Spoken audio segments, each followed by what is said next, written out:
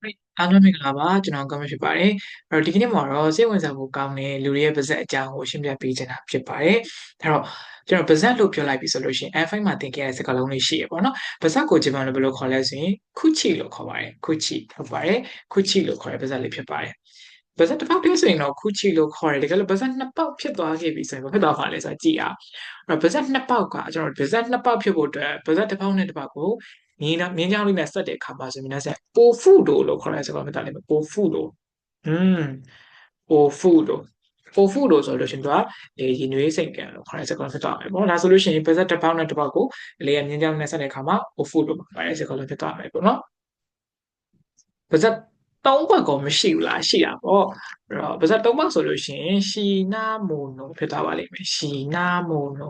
ဒီမှာဆိုလို့ရှိရင်ပါဇက်တစ်ပတ်ပါဇက်နှစ်ပတ်ပါဇက်သုံးပတ်ကိုဆင့်ပြီးရေးထားတာဖြစ်ပါတယ်ရှီနာမိုနိုဒါပစ္စည်းရေးပေါ့နော်ပစ္စည်းရေးဖြစ်သွားပါလိမ့်မယ်ဥပမာဆိုလို့ရှိရင်များရှိုးဟင်းလို့ပါပါတယ်စကားလုံးရှိရပေါ့နော်ရှိုးဟင်းဆိုလို့ရှိရင်သူကကုန်ပစ္စည်းတွေပိုင်းမှာပါတယ်စကားလုံးတွေကိုရှိုးဟင်းဆိုပြီးတော့ပြောလို့ရတယ်နော်ပါဇက်တစ်ပေါက်ဆိုရင်ခုချီပါဇက်နှစ်ပေါက်ဆက်လိုက်ပြီဆိုရင်အိုဖူလို့ဖြစ်သွားမယ်ပါဇက်သုံးပေါက်ဆိုရင်တော့ရှီနာမုန်လို့ဖြစ်ပြီးတော့ပါဇက်လေးပေါက်ထိဆိုဖြစ်သွားတာပြီဆိုလို့ရှိရင်တော့ဥဇဝဖြစ်သွားပါလိမ့်ဥဇဝနော်ဥဇဝညီမလို့ဆိုလို့ရှိရင်အိုးခွက်ပကံဒီကိုဥဇဝဆိုပြီးတော့ပြောလို့ရတယ်ပေါ့နော်ဥပမာဆိုလို့ရှိရင်လည်းဆက်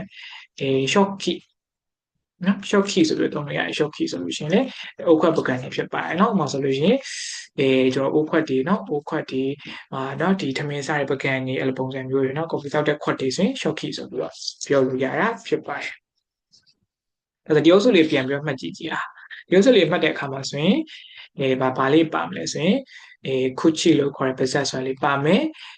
เนาะပါဇက်ပြီးတော့တဲ့အခါမှာနှစ်ပတ်ဖြစ်သွားပြီဆိုရင် o fu တို့မှာပါတဲ့စကားလုံးလေးရှိမယ်နော်အခုတော့မှာပါတဲ့စကားလုံးလေးရှိမယ်ပါဇက်၃ပေါက်ဆိုရင်တော့ရှီနာမိုနိုဖြစ်သွားပြီတော့ပါဇက်၄ပေါက်ဆိုရင်ဥဇဝဆိုတော့သွားပါလိမ့်မယ်ဒီအုပ်စုလေးမျိုးလေးမှတ်ထားမယ်ပေါ့နော်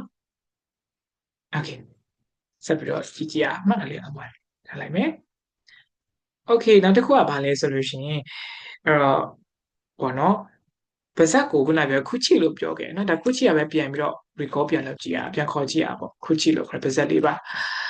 ါပါဇက်ကိုအလဲမှာအချောင်းတစ်ချောင်းထည့်အခါမှာဆိုတော့တော့ပါလိမ့်စေဟုတ်ပါတယ်နာကอืม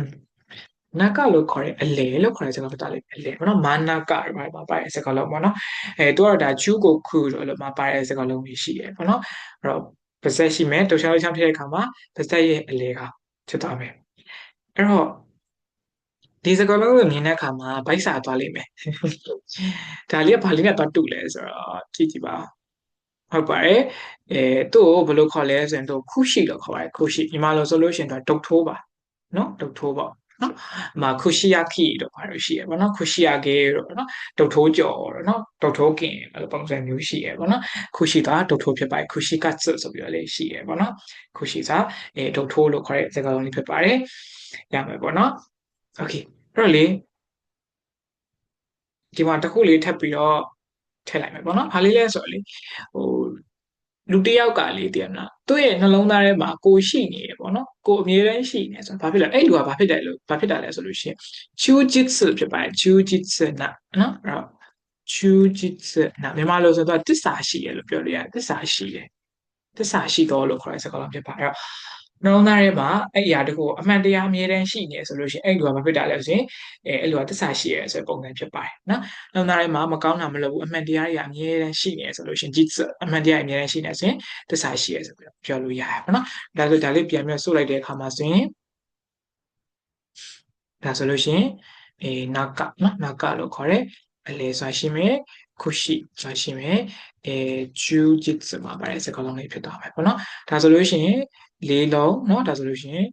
လေးလုံးရဲ့ဒီမှာတစ်လုံးရဲ့ပေါ့နော်ဒါဆိုလို့ရှိရင်ခုနှစ်လုံးရသွားပါပြီအဲ့တော့ဒီပုံမှာတစ်ခုထပ်ပြီးတော့ဖြည့်ပေးချင်တာလေးရှိပါတယ်အဲသွားတတိရတဲ့ဟာလေးပေါ့နော်အဲ့တော့ဒီ O4 လို့ကိုမင်းသားဆန်ဒီမှာကြည့်အပေါ်အမိုးလေးအုပ်လိုက်တဲ့ခါမှာဆိုရင်ဘာဖြစ်သွားမှာလဲဆိုရင်မှာကြည့်ဤနော်ဤတိုးနာမှုဤတိုးနာမှုဖြစ်တာဤတိုးနာမှုပေါ့နော်ဒါဆိုလို့ရှိရင်ဤတိုးနာမှုလို့ခေါ်တဲ့စကားလုံးမျိုးပါဤတိုးနာမှုမြန်မာလိုသူကစီးပွားရေးလုပ်တယ်ပေါ့နော်စီးပွား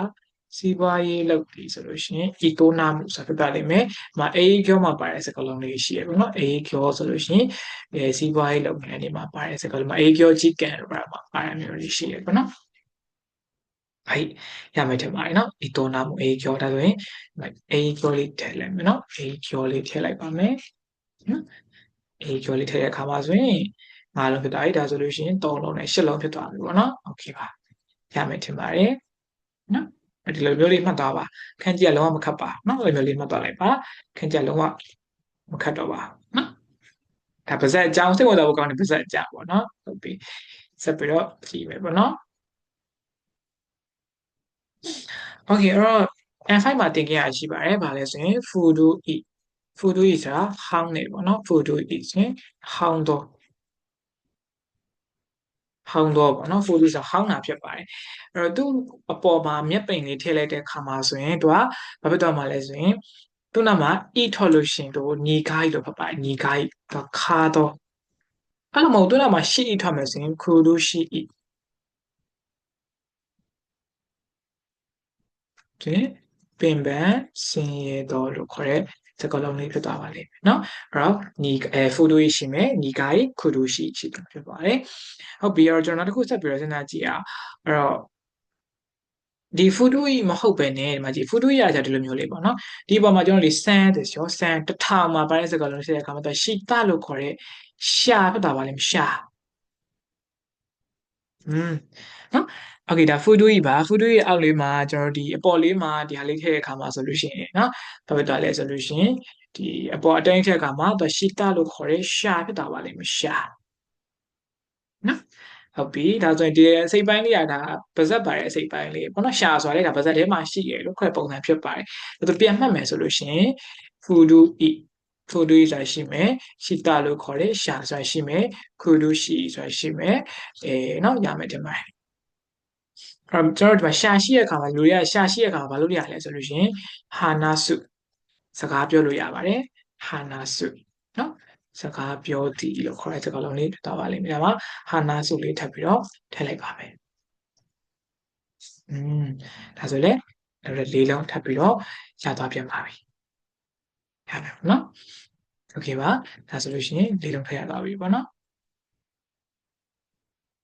်အဆင်ပြေမှာတင်ပါတယ်။အောင်စုတစုချင်းဒီတခြားလေးမှတ်မယ်ဆိုလို့ရှိရင်ဒီဗီဒီယိုပြီးသွားလို့ရှိရင်အနည်းဆုံးခန်းကြီးအလုံး90ရသွားလိမ့်မယ်။ right okay ဆက်ပြီးတော့ကြည့်ပါမယ်။ okay နောက်ထပ်ဆက်ပြီးတော့ကြည့်ရတဲ့အခါမှာကျွန်တော်ညာဘက်ကိုကျွန်တော်မီကီလို့ခေါ်ပါတယ်မီကီနော်မီကီဆိုတာညာဘက်ပါနော်မီကီဆိုတာညာဘက်ပါဟုတ်ပြီအဲ့တော့ညာဘက်ပေါ့နော်ညာဘက်ကညာဘက်ကအပေါ်လေးမှာကျွန်တော်တို့ခုနကဒီလိုမျိုးလေးပေါ့နော်ခူဒူးရှိလိုမျိုးဒီခုဆခမ်းမှုဒီလို့ခေါ်တဲ့မျက်ပင်လေးထည့်တဲ့အခါမှာဆိုရင်ဝါကိုက်ငရေတော်လို့ခေါ်တဲ့စကားလုံးဖြစ်သွားပါလိမ့်မယ်ဝါကိုက်ဆိုတာငရေကျွေတော်လို့ခေါ်တဲ့စကားလုံးလေးဖြစ်သွားပါလိမ့်မယ်အဲ့တော့မီကီဆိုတာညာဘက်ပေါ်မှာမြက်ခင်းလေးထည့်တဲ့အခါမှာခူဒူးကြီးခူဒူးရှိလိုမျိုးထည့်တဲ့အခါမှာဆိုရင်ဝါကိုက်ဖြစ်သွားပြီပဲအဲ့ဟာမှာကျွန်တော်တို့ဒီမီကီဆိုတာဒီအပေါ်မှာဒီအစိပ်ပိုင်းလေးထွက်တယ်ပေါ့အဲ့လိုမျိုးမထွက်ဘဲနဲ့ရေးလိုက်မယ်ဆိုတော့ထွက်သွားမှာလဲရှင် ishi อืม ishi လို့ခေါ်ရဲကြောက်တုံးလေးဖြစ်သွားပါလိမ့်မယ်။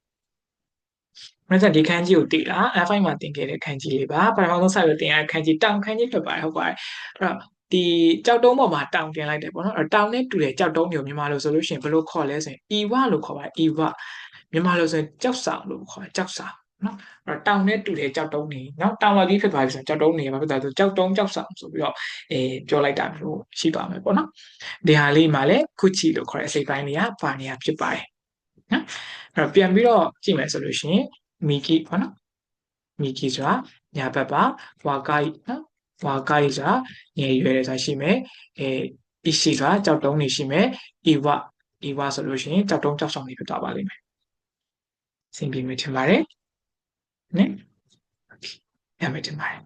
ဒါဆိုလို့ရှိရင်လည်းပဲလေးလုံးထပ်ပြီးတော့ပြီးတော့ပြန်ပါပြီနော်ဒီဗီဒီယိုမှာတော့ကျွန်တော်ဒါအချိန်ရရောဒီဗီဒီယိုရဲ့ဒီမိနစ်ဆန်စ like ပြီးတော့မှတ်ဖို့အတွက်ပေါ့နော်ဒါဒီ hand issue ဖြစ်တဲ့အတွက်ကြောင့်ဘယ်လိုစကားလုံးတွေပါကျင်မှပါသွားလိမ့်မယ်ပေါ့နော်ဒါပေမဲ့ဒ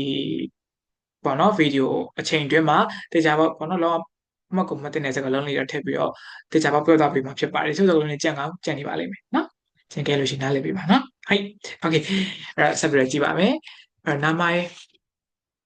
နော်နာမည်ဆိုတာနာမည်ဖြစ်ပါနာမည်ကပါနာပေါ့နော်နာနာမည်ရေးလိုက်ပါမယ်နော်နာမည် F5 မှာတင်ခဲ့တဲ့စကားလုံးလေးပါအဲ့အမြဲတမ်း F5 လောက် F5 F4 တခြားရပြီဆိုလို့ရှိရင်ကျန်တဲ့ခန်းကြီးကအရင်အဲ့လောက်ကြီးမခတ်တော့ပေါ့နော်နာမည်ဆိုနာမည်ဖြစ်ပါတယ်အဲ့နာမည်ကိုကျွန်တော်ဒီဟာလေးကတဝက်လေးဖြတ်ထားရပေါ့နော်အဲ့လိုမဟုတ်ကျွန်တော်ထပ်ပြီးတော့ဆွဲချင်တယ်ရှည်ရှည်လေးဆွဲမယ်ဆိုရင်ဘာလို့တောင်းပါလဲဆိုခါခုနော်ခါခုဂျစ်စမှာပါတဲ့စကားလုံးလေးပါတော့ဟိုအတီးတီးပေါ့နော်အတီးတီးမှာပါတဲ့စကားလုံးအတီးတီးတစ်ယောက်ချင်းစီပေါ့တယောက်ချင်းစီအေးမှာပါတဲ့စကားလုံးခါခုဖြစ်သွားပါလိမ့်မယ်ဒီခါခုကတော့ဒါသူ့မှာအုပ်စုတွေအများကြီးပဲရှိတယ်ပေါ့ဒါပေမဲ့ကျွန်တော်ဒီမှာတစ်ခုထပ်ပြောလိုက်ပါမယ်ဘာလဲဆိုရင်အိုဖြာခုအိုဖြာခုမှာပါတဲ့စကားလုံးလေးအိုဖြာခုနော်အိုဖြာဆန်နော်ဖြာခုဆန်ပြလိုက်ပါနော်ဖြာခုဆန်နော်ဒါဆိုလို့ရှိရင်ဧည့်သည်ပေါ့နော်ဧည့်သည်ဆိုပြီးတော့ပြောလို့ရပါတယ်နော်အမိုးလေးပို့လိုက်တာဖြစ်ပါတယ်ဒါဆိုလို့ရှိရင်လည်းပဲခုချိပါတဲ့အစိပ်ပိုင်းလေးတွေ့မယ်ထင်ပါတယ်နော်ဒါဆိုလို့ရှိရင်ဒီမှာလည်းပဲနောက်တစ်စုရတာပါပြီနာမအေးရမယ်ပြီးအခါမှာခါခုဂျစ်ဆိုတာရှိတယ်ပြီးရင်အိုဖြာခုနော်အိုဖြာခုမှာပါတဲ့စကားလုံးလေးဖြစ်သွားမယ်နော်โอเคပါဒါဆိုလို့ရှိရင်လည်းနောက်တစ်စုထပ်ပြီးရတာပြန်ပါပြီโอเคအဲ့တော့ခန်းကြီးတွေကပြောဖို့ကောင်းပါတယ်နော်တခြားလေးမှတ်မယ်ဆိုလို့ရှိရင်နော်ဟုတ်ပြီအဲ့တော့ဆက်ပြီးတော့ကြည့်အောင်ကျွန်တော်ခုချိပါတယ်နော်ခုချိတဲ့ဟာလေးဆက်ပြီးတော့ကြည့်ကြည့်မယ်ပေါ့နော်အဲ့တော့ကျွန်တော်လေဒီစကားလုံးကိုဘယ်လိုဖတ်လဲဆိုရင်နာနီကြပါဘောနော်ပါပေါ့โอเคအဲ့တော့ဒီနာနီမှာဒီစိတ်ပိုင်းလေးပါတယ်ပေါ့နော်ဟုတ်ပြီအဲ့တော့ဒီဗီဒီယိုကနည်းနည်းခုစလေးများမယ်ထင်တယ်ဒီမှာဆိုလို့ရှိရင်ဒီခုနခုတုရှိမှာပါတဲ့ခုစလေးကိုအပေါ်မှာထပ်ပြီးတော့အုပ်လိုက်ပြီဆိုရင်ဘာဖြစ်သွားမလဲစဉ်းစားကြည့်အောင်ဒီစကားလုံးလေးဘာလေးလဲဟုတ်ပါတယ်နီမို့မှာပါတယ်အထုပ်လို့ခေါ်တဲ့စကားလုံးဖြစ်သွားမှာပေါ့နော်နီမို့မှာပါတယ်ထုပ်လို့ခေါ်တဲ့စကားလုံးလေးပါအဲ့ဒီနာနီရဲ့နောက်ပိုင်းကိုဖြုတ်တဲ့အခါမှာဆိုတော့皆さんတို့ဟိုလေခါနိုနော်ခါနိုဆေးတို့ဘာမှာပါတယ်စကားလုံးခါနိုဆေးနော်ဖြစ်နိုင်ကြည်တို့ဘာမှာပါတယ်စကားလုံးလေးရှိမယ်ပြီးတဲ့အခါမှာကျွန်တော်ဘာရှိအောင်မလဲဆိုလို့ရှိရင်ဒါဟိုလေ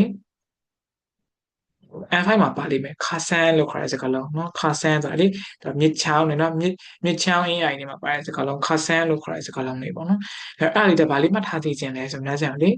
ဟျောเนาะဟျောကလေးမှတ်ထားပြီးဟျောက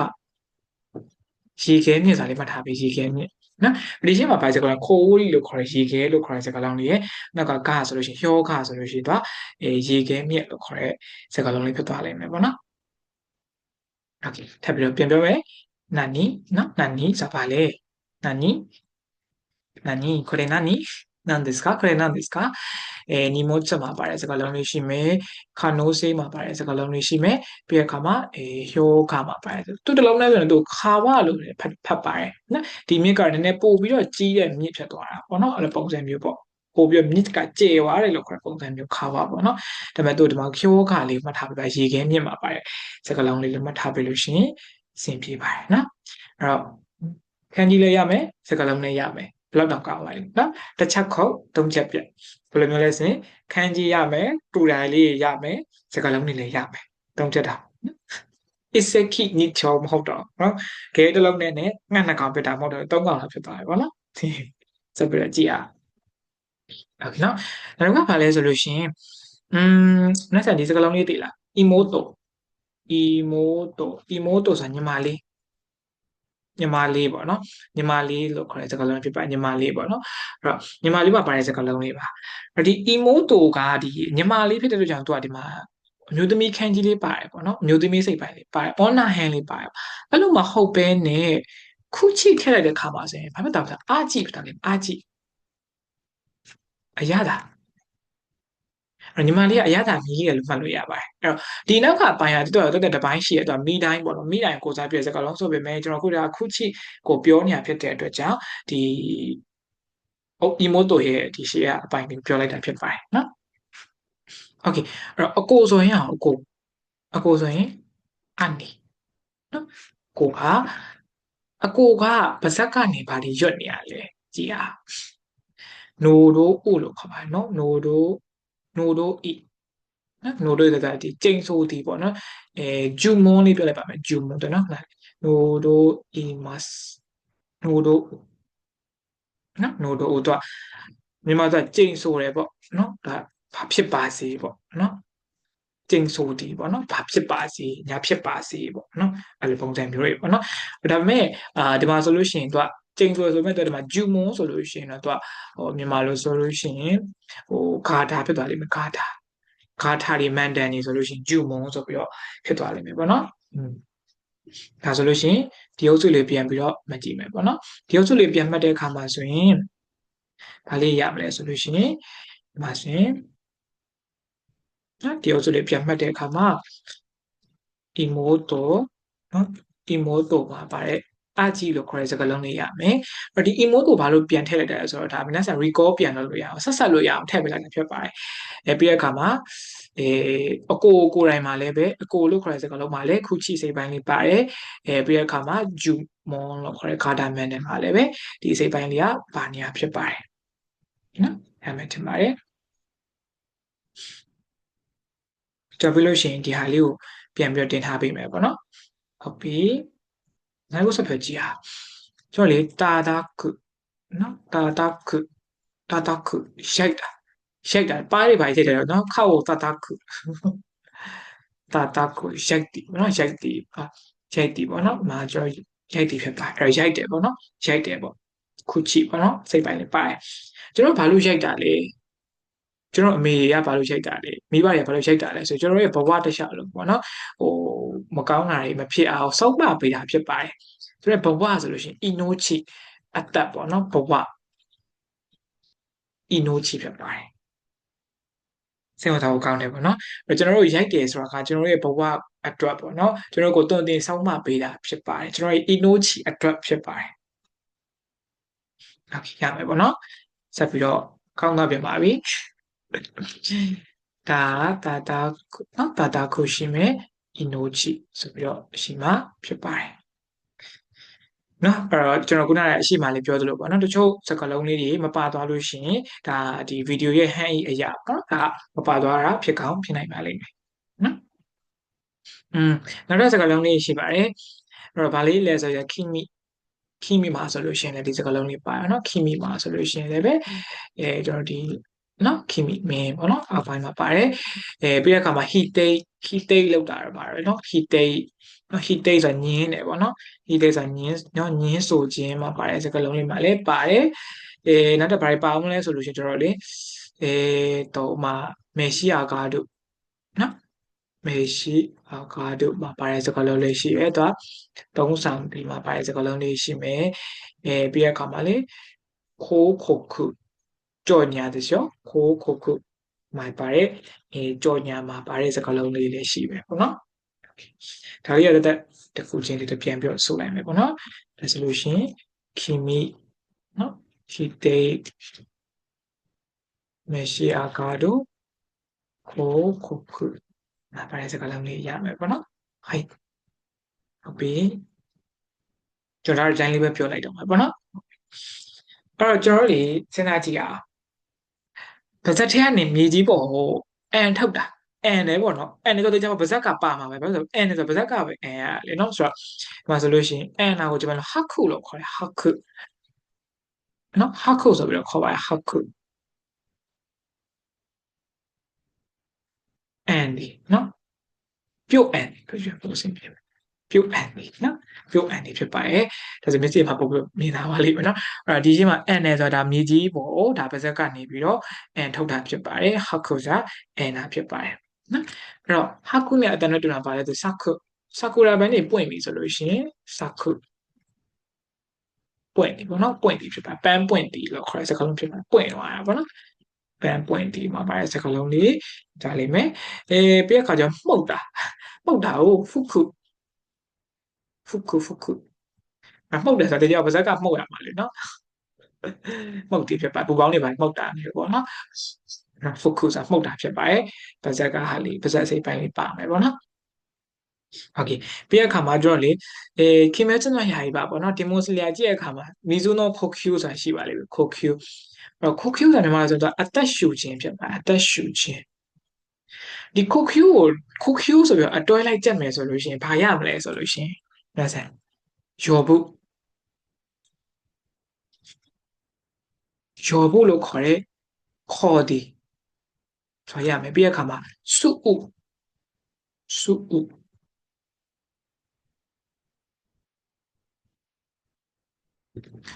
ရှူဒီလို့ခေါ်တဲ့စကားလုံးလေးရတာလေအဲ့တော့ခိုကျူတစ်လုံးကြက်လိုက်နော်နှလုံးရပါလိမ့်မယ်ခိုကျူမှာရော်ဘူးနဲ့စုဥနော်ခေါ်တယ်ရှူတယ်နောက်တစ်ခါမှာခိုကျူဆိုရင်အသက်ရှူတာဖြစ်ပါတယ်နော်အဲ့တော့ခိုကျူဖြစ်ပါတယ်နော်ခိုကျူပါခိုကျူခွန်နန်းဆိုတာအသက်ရှူချက်တယ်လို့ပါလို့ပုံစံမျိုးပြောလို့ရနော်အီကီကူဒူရှိလို့ပါတော့တုံ့ပြန်လို့လည်းရှိရပေါ့နော်ဟုတ်โอเคအဲ့တော့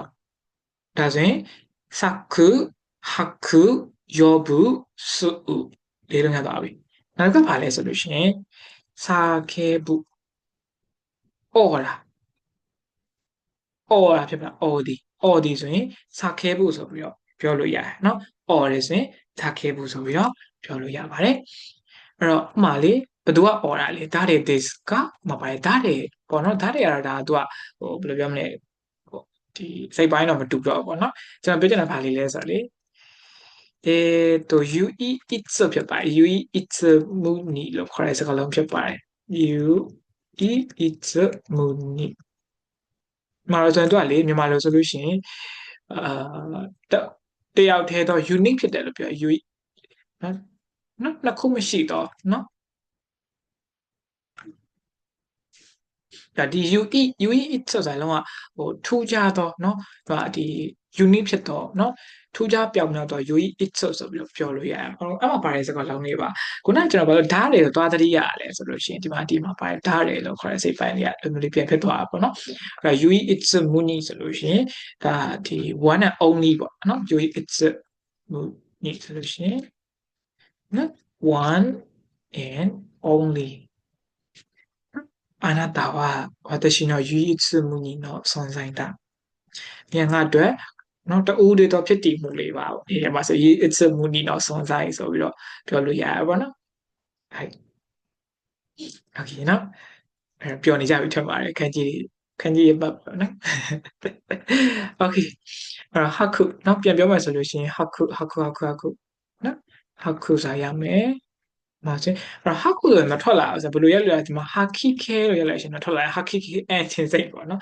ဟာခုရှိမယ်စခုရှိမယ်ပြီးရင်ခိုကျူးဆိုတာရှိမယ်နော်ဟာခုရှိမယ်စခုရှိမယ်နော်ဟာခုရှိမယ်စခုရှိမယ်ဖုခုရှိမယ်ခိုကျူးဆိုတာရှိမယ်ဒီအပိုင်းကောင်တော့ဒါခုချိစိတ်ပိုင်းပါတဲ့ဟာမျိုးလေးပေါ့နော်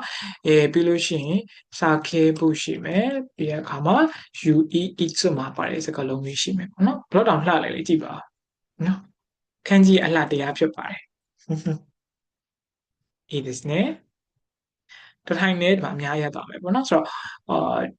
ဖြည်းဖြည်းချင်းမှတ်ပါနော်ဒီဗီဒီယိုလေးကိုဖြည်းဖြည်းချင်းကြည့်ပြီးတော့နောက်လိုက်ပြီးမှတ်မယ်ဆိုလို့ရှိရင်တခြားတော့ခန်းကြီးအများကြီးရသွားလိမ့်မယ်နော်ခန်းကြီးပါတယ်โอเคအဲ့တော့ကျွန်တော်လေနောက်ထပ်ဟာလေးဆက်ပြောကြည့်ရအောင်ပါကျွန်တော်လေဟို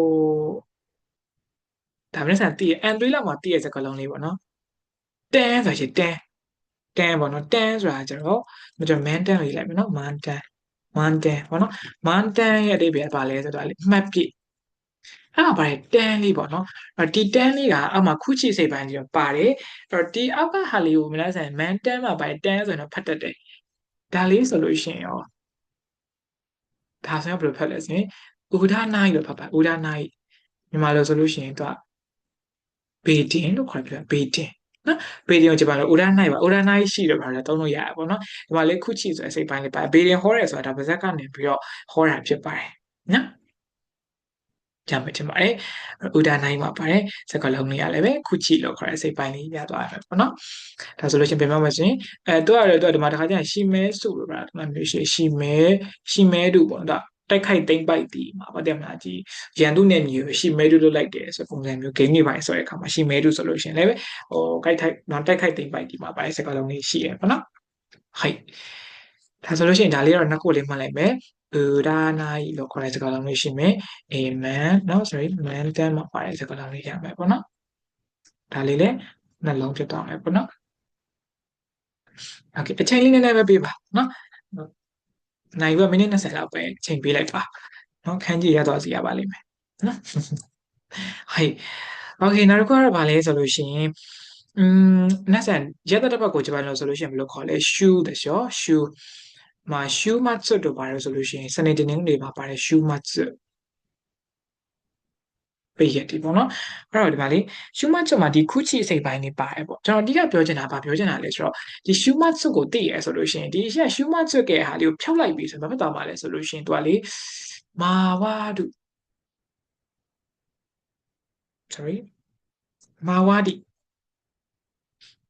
ကိုယ့်ရဲ့ပတ်ဝန်းကျင်ကိုယ့်ရဲ့ပတ်ဝန်းကျင်ဆိုလို့ရှိရင်ကိုယ့်ပတ်ဝန်းကျင်ဆိုရင်မာဝါဒီပေါ့နော်အေးရဲတော့မာဝါဒီအဲ့ပုံစံမျိုးလေးဖြစ်သွားမယ်ပေါ့နော်အဲ့တော့ရှူမတ်စုကိုသိတဲ့အခါမှာမာဝါဒီလို့ခေါ်တဲ့စကားလုံးလေးကလည်းမှတ်တင်တဲ့စကားလုံးလေးဖြစ်ပါတယ်နော်ဟုတ်ပြီအဲ့တော့ပြီးရင်ကျွန်တော်ပြန်ပြီးတော့မာတိုမဲပြန်ပြီးစုပ်ပြီးရေးပေးမယ်ပေါ့နော်ဟုတ်ပြီအဲ့တော့ဒီဘိုင်းလေးကတော့ဒါဗီဒီယိုနောက်ဆုံးပိုင်းလေးလို့ပြောလို့ရပါတယ်ကျွန်တော်လေဒီဟာလေးကိုအရင်ဆုံးမှတ်စေချင်တယ်မကြည့်ဒါလေးကိုမတူဘူးဆိုတာမနှစံသိစေချင်တယ်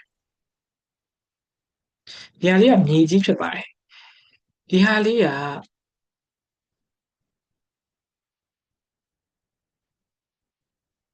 ဒီနှစ်ခုကလုံးဝမတူဘူးဆိုတာသိစေချင်ပါတယ်အဲ့တော့ဒီအပေါ်ကမြေကြီးပါမြေကြီးကအောက်ပိုင်းရှိပါတယ်ဆာမူရိုင်းဟာအောက်ပိုင်းတုတ်ပါတယ်နော်အောက်အစိပ်ပိုင်းလေးတုတ်တယ်ဟီခိုးရှိလို့ပါမှာပါတယ်စကားလုံးလေးပေါ့နော်ပိုက်လော်တွေပိုင်းမှာပါတယ်စကားလုံးဖြစ်သွားမယ်ပေါ့နော်အဲ့တော့လေကျွန်တော်လေဆာမူရိုင်းရှိကိုပေါ့နော်ဆာမူရိုင်းနဲ့စကားပြောရတယ်ပေါ့နော်အဲ့ဘာဖြစ်တာလဲဆိုတော့လေခီချီနော်ခီချီလို့ခေါ်တဲ့စကားလုံးလေးပါခီချီချစ်စကောင်းသောနေ့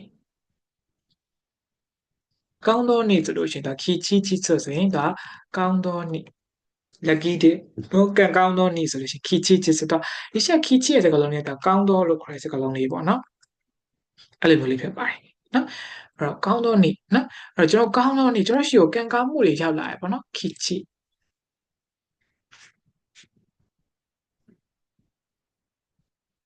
ကျွန်တော်ရှိကိုကံကောင်းခြင်းတွေရောက်လာပြီကျွန်တော်ဘာဖြစ်ကြရလဲ